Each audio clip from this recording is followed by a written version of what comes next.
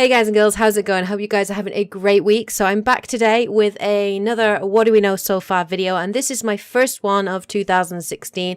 It certainly won't be my last one because my goal this year is to do more of these videos more regularly to bring you guys information on the games coming up in 2016. So this one is going to be on Tom Clancy's The Division. So The Division is going to be released on the 8th of March. Now, as you all know, it is being made by Ubisoft. Now, there have been a number of developers on this game. So far, there are 4 co-developers: Ubisoft Massive, Ubisoft Annecy, Ubisoft Reflections, and Red Storm Entertainment. Now, I am a little concerned about the fact that there have been 4 developers working on this game. Hopefully, they've been communicating well and the game's going to feel similar because obviously they're all working on different parts of it.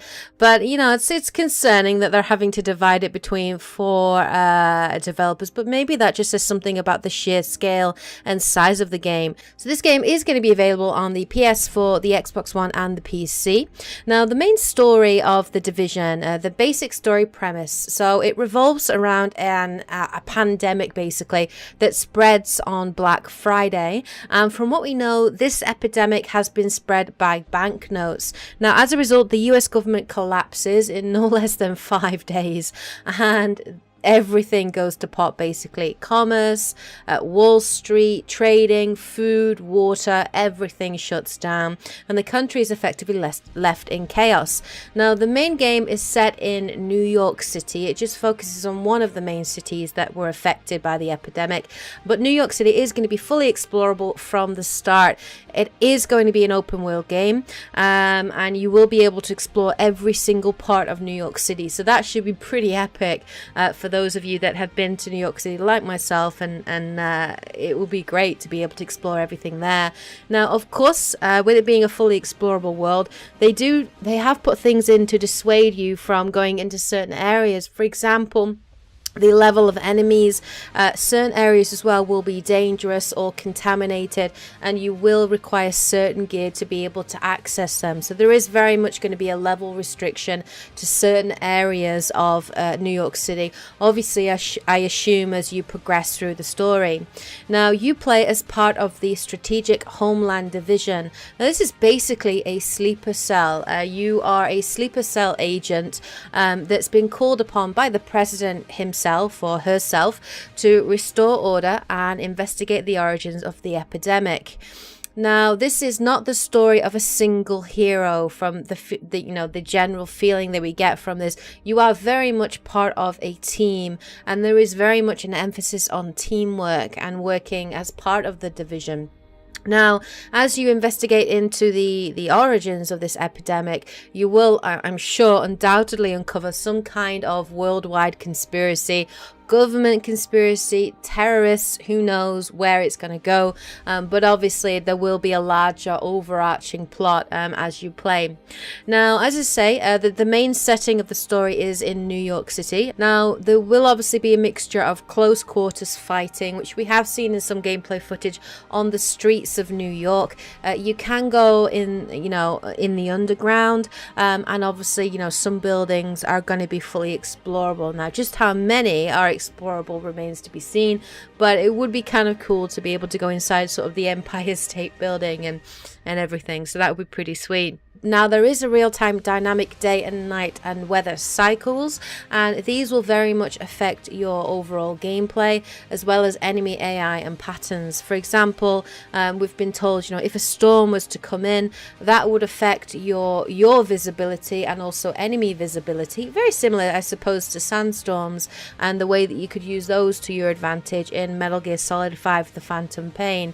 It will affect as well the aim assist in the game as well, so it will make your cursor a bit shakier. Obviously, if the weather is colder or if the visibility is poor as well. Night and day, I assume there would be different enemies, different enemy patterns that will affect that as well.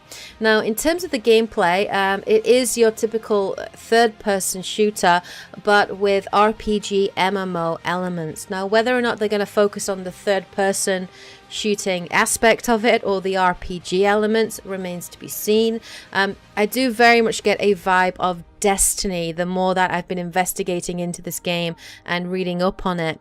Now, you can carry 3 weapons, and you do also have grenades and gadgets at your disposal as well, which obviously will be marked to certain buttons. So you'll have things like explosive sticky bombs, smart mines, all sorts of things. Now, there is a definite cover system that we have seen from the gameplay. This, though, seems to be very much a sticking cover system, wherein very similar to Splinter Cell Blacklist. So you'll get behind cover, and obviously that's important because you'll take less damage. You might want to, strategically place your allies or your teammates to flank enemies, and enemies I'm sure will come to try to flank you. In terms of moving in and out of cover, it does very much look like it is mapped to buttons. So if you do look at another cover and you tap A to go into it, your character will automatically move on autopilot to slide into that cover. You can also press buttons to climb on top of vehicles or over obstacles and that sort of thing. Now, you can choose to play single player throughout most of the campaign, but even though you will be playing solo, you will always be in an online world, and it's this element for me that makes me feel that this game is just Destiny on Earth, which does get me a little concerned with regards to it. Now, as you play through the online world, you will, of course, be able to bump into real-life players, and you can obviously work together with random people, or you can actually create your own sort of, fire team or division of players, and you can play up to 3 people, so 3 people in a team, so you can play with 2 friends basically, and you can obviously use allies and work with people to take down factions or stronger enemies. And there is very much an emphasis on cooperation when it comes to this game, and that you are part of a team rather than a lone hero. Now, I am concerned obviously about the fact that it is going to be an online only world.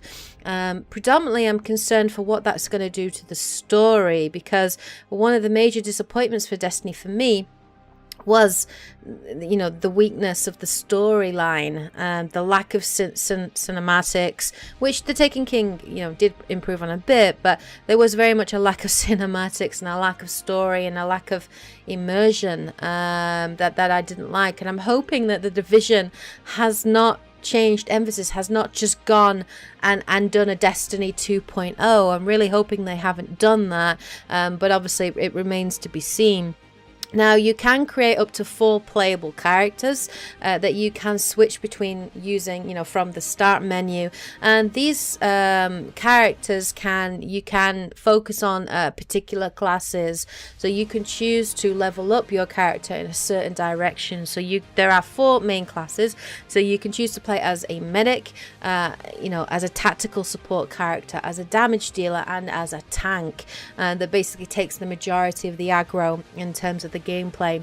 Now, this is where the RPG elements to the game come into play. So your character is fully customizable, as is your backpack, and you can level up certain weapons and gear to help with the class. So the idea is that your team will be balanced. So one of you will be a medic, one of you will be tactical support. So for example, the medic has healing grenades, which you can throw out on allies, and I would assume that the medic would work very closely with the tank. So as the tank is taking the majority of the aggro and the attention, the medic will be continually throwing healing grenades on that tank to keep them healed up, so that the damage dealer or tactical support can flank them and that sort of thing. Now, the tactical support character as well will have access to something called a radar pulse, which can be used to tag enemies, and the damage dealer again can level up and gain access to an automated gun turret. Those are just some of the gadgets that we have been shown. I'm sure there'll be many more. Now, previously, about a year ago or 2 years ago, they did show that it was going to be full player playable, and that the 4th player could actually play online using their tablet, and they would take control of a drone, and this drone could be used to mark enemies, to stun enemies, and sort of force them out of cover. I really liked the idea of the drone, and I really liked the idea of being able just to jump in on my tablet and join my friends from any location, and I thought that was a really cool idea. And sadly, it has been revealed by Ubisoft that actually the drone has now been removed from the game because they felt that it would prove to be unfair when it came to the multiplayer side of the game, particularly in the dark zone, and particularly when looking at PvP. Now, I can completely understand where they're coming from, but just restrict it. Just make it so that you can't use it when you're playing against, you know, PvP against human characters, but you can still use it against enemy AI or in the main story. So I think that's a real loss for the game, to be honest. Now, obviously, we have heard more information about the multiplayer.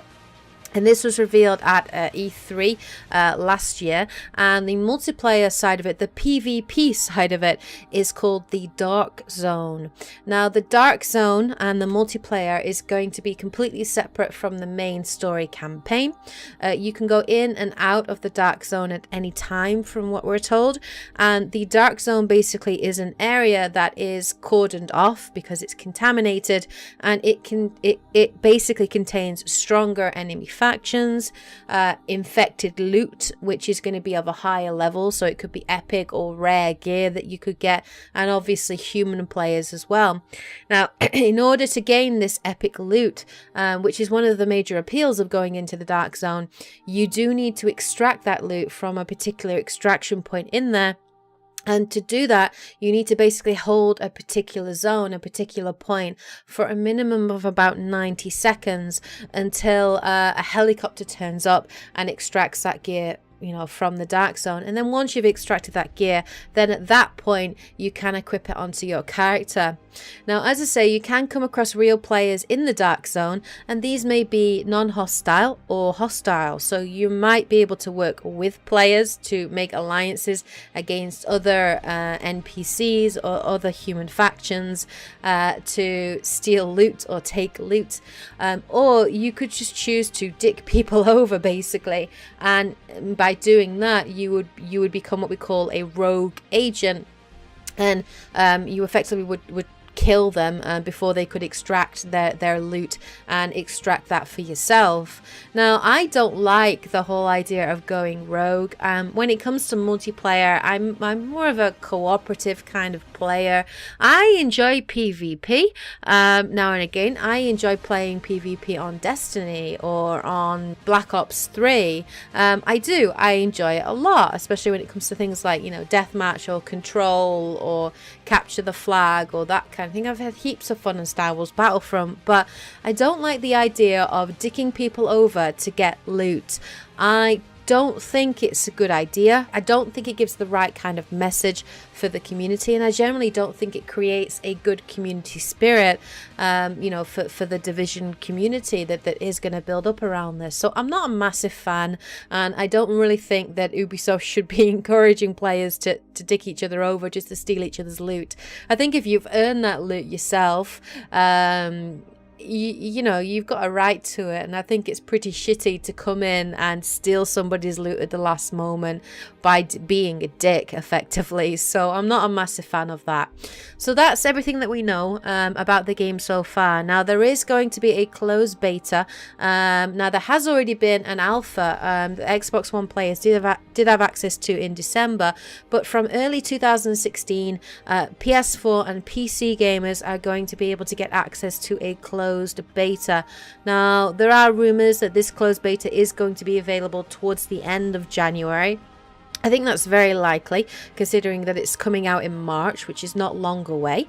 Now, in order to gain access to the closed beta, you will need to guarantee access anyway, you will need to pre-order yourself a copy of the game. Now, you can do this in the UK, you can do it on Amazon, Game, at Tesco, Zavi, or, you know, you can do it through the Uplay service, and that will guarantee you a code, which obviously when the beta becomes available, you put that that in to download it.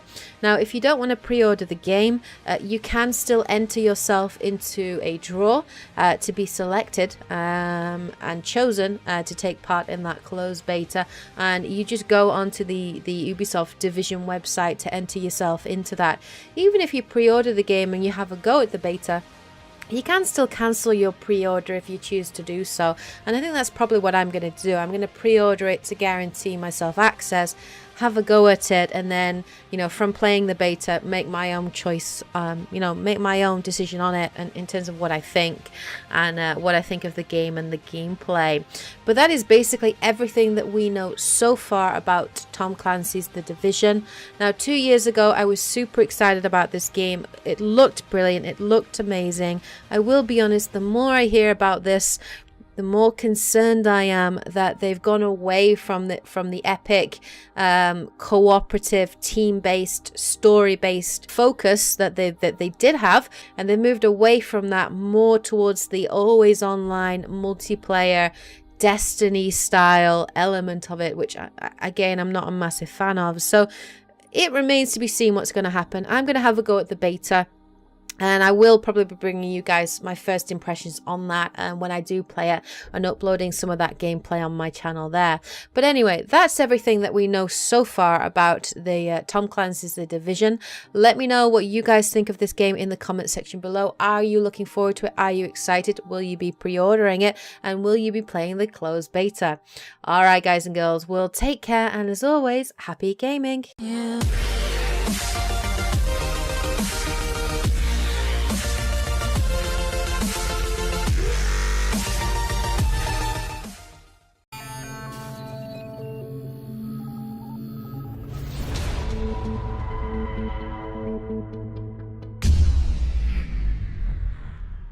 Hey guys and girls, how's it going? I hope you guys are having a great week. So I'm back today with another What Do We Know So Far video, and this is my first one of 2016. It's been a number of developers on this game. So far there are 4 co-developers: Ubisoft Massive, Ubisoft Annecy, Ubisoft Reflections, and Red Storm Entertainment.